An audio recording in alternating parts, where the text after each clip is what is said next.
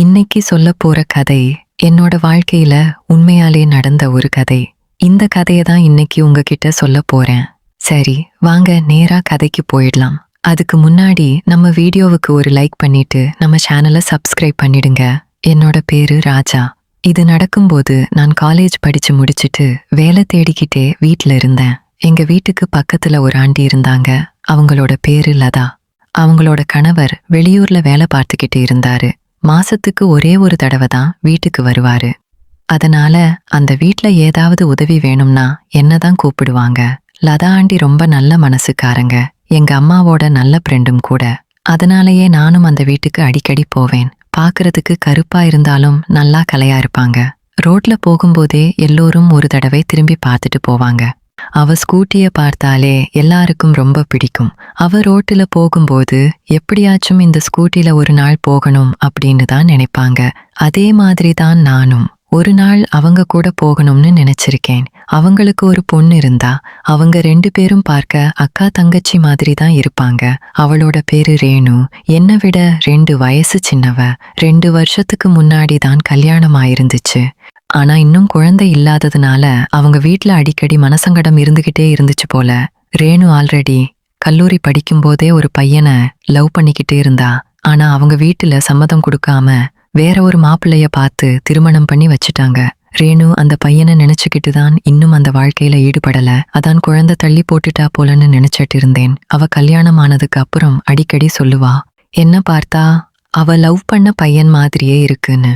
ஒரு நாள் அவங்க பொண்ணு ரேணு இங்க வீட்டுக்கு வந்திருந்தா. நான் அவள் நலம் விசாரிச்சுக்கிட்டு இருந்தேன். 1 மாசம் அவங்க அம்மா வீட்ல இருக்க போறதா என்கிட்ட சொன்னா. நானும் சரி அப்படின்னு சொல்லிட்டு அவங்க வீட்டுக்காரரை பத்தி விசாரிச்சேன். அவ ரொம்ப சலிப்பா அவளோட புருஷனை பத்தி ஏதோ இருக்காரு அப்படின்னு சொன்னான். அதுக்கப்புறம் நான் என்னோட வீட்டுக்கு வந்துட்டு என் தம்பி கூட கொஞ்ச நேரம் விளையாண்டு அப்புறம் அவனை தூங்க வச்சேன். அடுத்த நாள் பக்கத்து வீட்டு ஆண்டி வீட்டுக்கு போனேன். அங்க 2 பேரும் ஏதோ பேசிக்கிட்டு இருந்தாங்க. அப்ப ரேணு அழுதுகிட்டே இருந்தா. நான் பக்கத்துல போன உடனே கண்களை தொடச்சிக்கிட்டு சும்மா இருந்தா. நான் அவளை பார்த்து என்ன ஆச்சு அப்படின்னு கேட்டேன். ஒண்ணும் இல்ல அப்படின்னு சொன்னா. அதுக்கப்புறம் நானும் அதை பத்தி எதுவும் கேட்டுக்கல. அதுக்கப்புறம் அவங்க வீட்ல நான் டிவி பார்த்துக்கிட்டு இருந்தேன். கொஞ்ச நேரம் கழிச்சு ரேணு என்னோட பக்கத்துல வந்து உட்கார்ந்து போனை யூஸ் பண்ணிக்கிட்டு இருந்தா. ஆண்டி கிச்சன்ல இருந்தாங்க.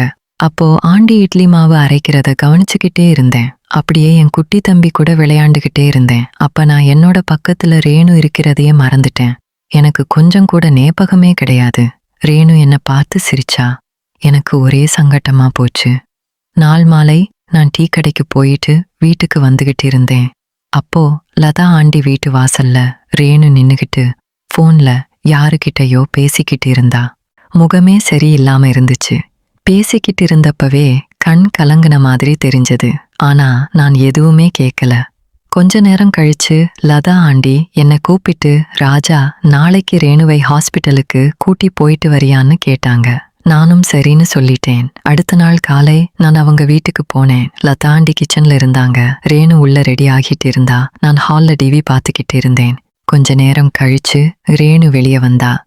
சேலையில அவ ரொம்ப அழகா இருந்தா. ஆனா முகத்துல சிரிப்பே இல்ல. வா போலாம்னு மெதுவா சொன்னான். 2 பேரும் வெளியே கிளம்பி ஷேர் ஆட்டோ ஏறினோம். வழியில கூட்டம் அதிகமா இருந்துச்சு. அதனால அவ என் பக்கத்திலேயே உட்கார்ந்திருந்தா.